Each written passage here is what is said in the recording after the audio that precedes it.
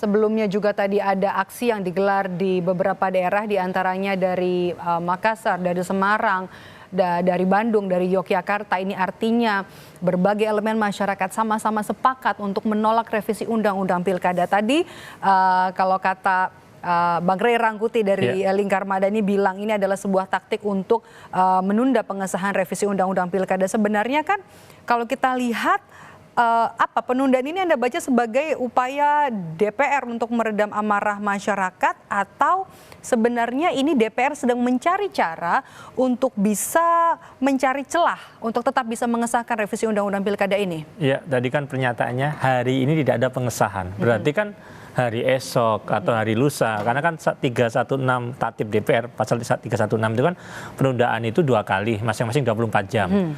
Artinya masih ada ruang. Harusnya pernyataannya bukan begitu. Harusnya pernyataannya adalah hari ini dan seterusnya kami nggak akan mengesahkan RUU ini. Kenapa? Bersayap kalimatnya. Karena jelas bahwa hari ini dan hari berikutnya pasti publik, masyarakat sudah tidak mengendaki produk legislasi yang jelas-jelas bertentangan dengan putusan MK, dan sesungguhnya bukan lagi putusan MK, bertentangan dengan konstitusi. Padahal sumpah jabatan anggota DPR itu kan bekerja berdasarkan nilai konstitusi. Dan sifat dari putusan MK itu sendiri. Ya, putusan MK kan final dan mengikat, itu jelas. Dan itu bukan perintah MK, itu adalah perintah dari konstitusi lah. Ketika bernegara nggak mendasarkan lagi pada konstitusi, terus landasan kita apa lagi? Artinya kan memang suatu negara itu bisa terus berjalan tegak kokoh ada dasar prinsip negara hukum. Negara hukum adalah apapun isi konstitusi ya harus diikutin.